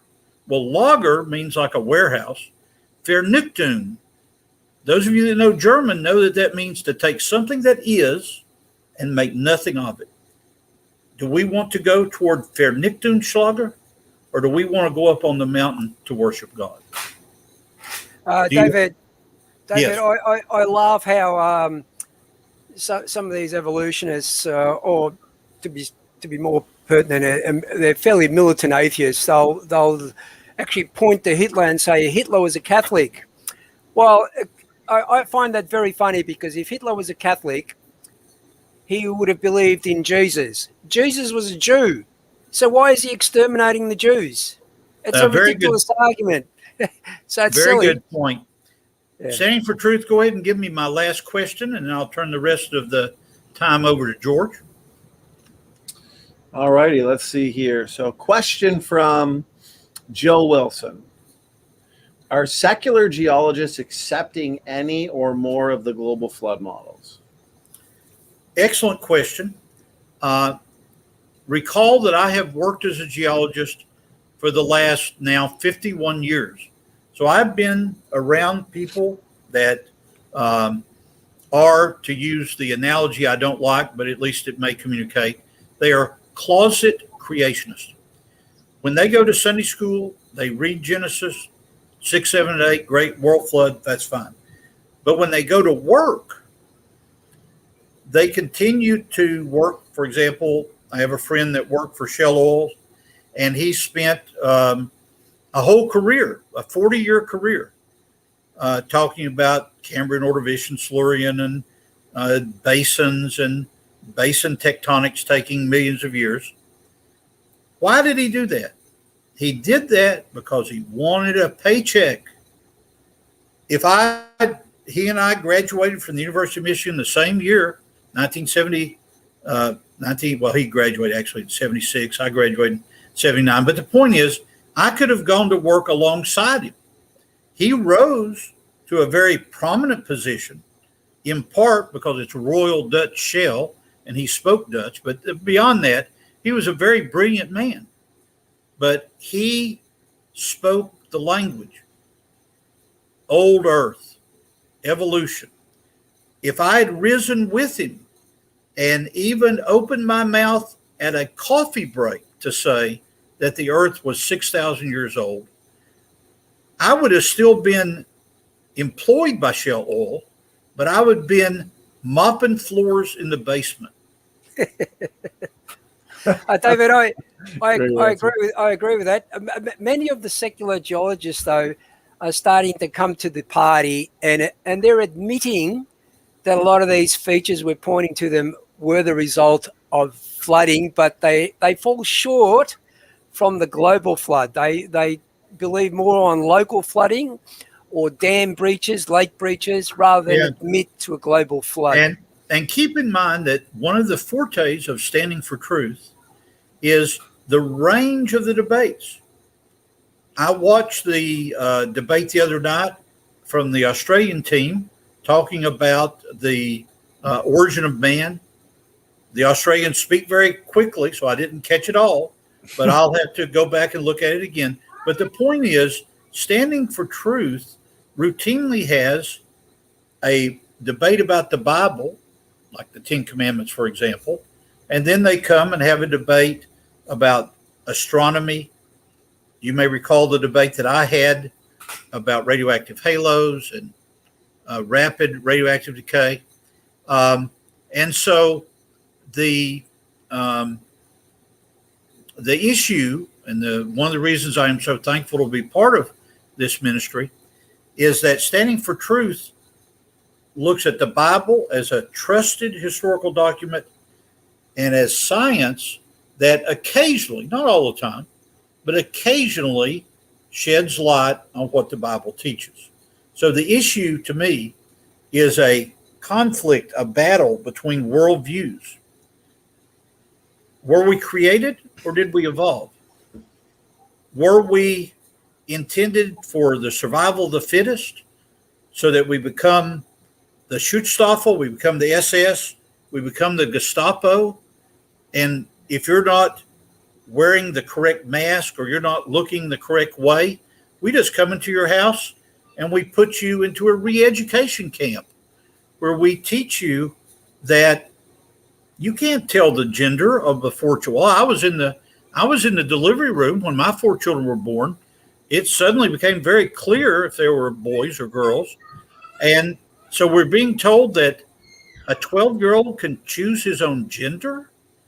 Where do you find that in Genesis? George, take us to the end of the hour, my friend. Yeah, Stanley, I'm not sure who actually posed this question, but I'd like to address it. It says, is limestone in the Grand Canyon a problem for flood geology? Actually, quite the opposite. We've shown that in previous streams how limestone can occur in one of two ways: through macritic creatures being fossilized, or calcium, and also through a chemical process. But here's the problem: they have the bigger problem to explain, really, because when you look at, I think it's the red wall limestone in Grand Canyon, you have, yes, I think, over 1 foot high nautiloids that are fossilized in this standing position at their own rates at 1 to 3 centimeters per 1,000 years. Sorry, that's impossible. Here's another conflicting piece of evidence. A lot of these sandstones that we find limestone through those sandstones. Now, limestone can only be deposited by water, which sort of adds another piece of evidence to the fact that these sandstones were actually deposited by water and not by wind. You can't get limestone. I wanted to interrupt to show you my final. Did you see the shaving cream going on part of the ocean? Those are the floating mats we talked about.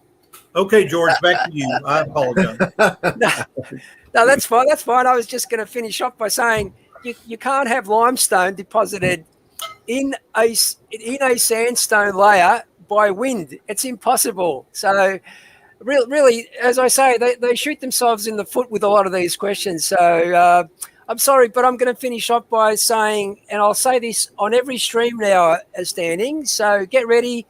It's not boring, but I'll say it again. Evolution. People, evolution is nothing more than presuppositions supported by vivid imagination, unproven and unverifiable assumptions, biased and subjective interpretations, outlandish speculation and conjecture grounded in untestable hypotheses, which makes evolution no more than just so stories. I'm going to beat that into your heads forever. Mrs. McQueen is going to make you a pillow with that on it for Christmas. Yeah. Well, I look, a lot of these evolutionists that I discuss with on YouTube cite papers, and I say to them, cite any paper you like, and I'll guarantee you I will point out all the speculation and conjecture in that particular paper, and they're all the same. They're all the same. That they presuppose something. They presuppose evolution happening, and then they support it with speculation and conjecture. They never present any. If they do present some kind of evidence, it's always an interpretation of that evidence to support their narrative. Now, George, I want to throw in my proverb here. Not a barrel of oil, not a ton of coal, not an ounce of gold has ever been found through the systematic application of old Earth evolution. Make a pillow or a T-shirt out of that, my friend. Yeah. That's a good idea. That's a good idea. And to finish off on a positive note, and I'll say this again, and I think I've said in the last few streams, may the Spirit of God open your eyes to the light, your ears to the truth, and your heart to His Son, the Lord Jesus Christ. Amen. Amen, Brother George. Amen. Well said.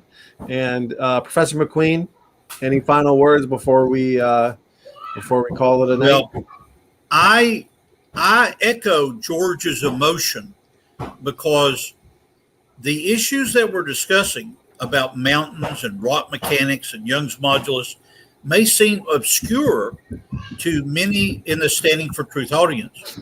But let me assure you, as a grandfather who will soon be 69 years old, if you want to send birthday presents, I'll be 69 years old this.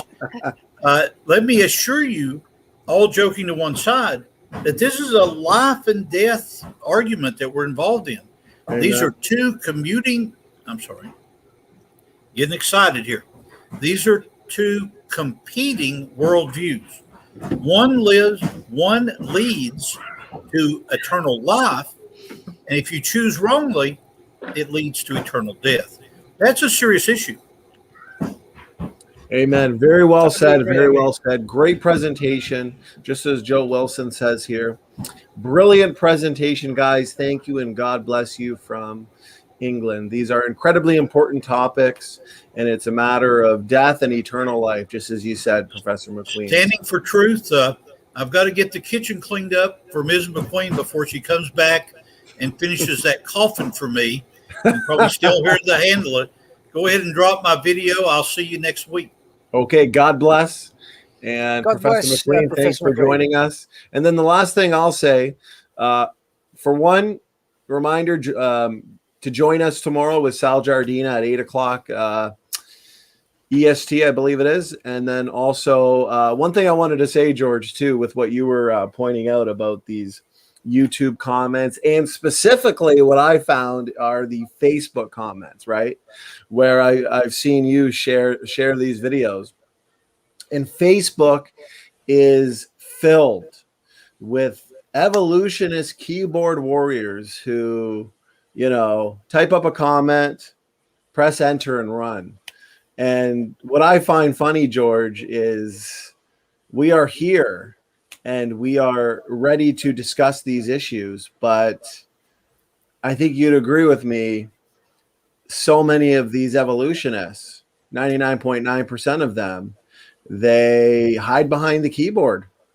And do you find the same thing, George? I've seen that with your Facebook post. So, definitely. I'm sick of it, to be honest. Stanley, I think I've gone into Facebook probably half a dozen times in the last three months, and it's mainly been to actually put some links to some of these streams that we actually put in. But just as a final comment, Standing.